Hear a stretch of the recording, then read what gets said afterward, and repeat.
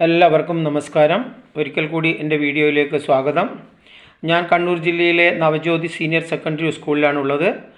ഇവിടുത്തെ ഈ ഏരിയയിലെ കണ്ണൂർ ജില്ലയിലെ തന്നെ ഏറ്റവും വലിയൊരു സ്കൂളാണ്. നോക്കിയാൽ നിങ്ങൾ അതിൻ്റെ മുന്നിൽ കാണുന്ന സ്കൂളിൻ്റെ മുന്നിലുള്ള പ്രകൃതി ഭംഗി നിങ്ങൾ കാണുന്നുണ്ട്.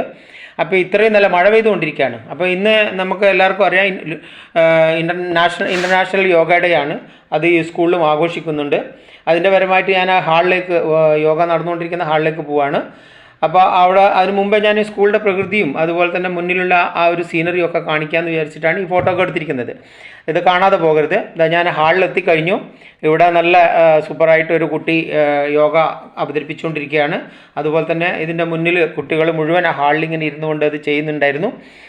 അപ്പോൾ ഈ കുട്ടി ചെയ്യുന്ന ഈ ഒരു യോഗ ഡാൻസാണ്. ശരിക്കും പറഞ്ഞാൽ ആ യോഗ ഡാൻസിലൂടെയാണ് ഇത് ഓരോ യോഗ നിങ്ങൾക്ക് കാണിച്ചുകൊണ്ടിരിക്കുന്നത്.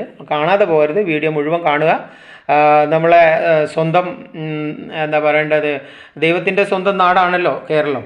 അതുപോലെ തന്നെ ദൈവത്തിൻ്റെ സ്വന്തം നാട്ടിൽ ദൈവത്തിൻ്റെ മാലാഖമാർ നടത്തുന്ന ഒരു സ്ഥാപനമാണ് ഈ Navajyothi senior secondary school, Kannur ജില്ലയിലെ എടുത്തുട്ടി ഇരിട്ടി സബ് ജില്ലയിലെ ഇരിട്ടി താലൂക്കിലെ എന്താ പറയേണ്ടത്, എടുത്തുട്ടി എന്ന് പറയുന്ന സ്ഥലത്താണ് ഈ സ്കൂള്. ഇവിടെ എല്ലാ ഫംഗ്ഷനും നല്ല ഘോഷമായിട്ട് ചെയ്യാറുണ്ട്.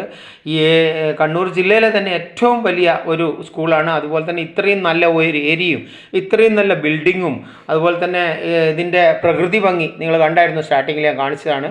അത്രയും പ്രകൃതി ഭംഗിയുള്ള, ആവശ്യത്തിന് ഗ്രൗണ്ട് കാര്യങ്ങളൊക്കെയുള്ള ഒരു വലിയൊരു സ്ഥാപനമാണ് നമ്മുടെ മാലാഖമാർ നടത്തുന്നത്.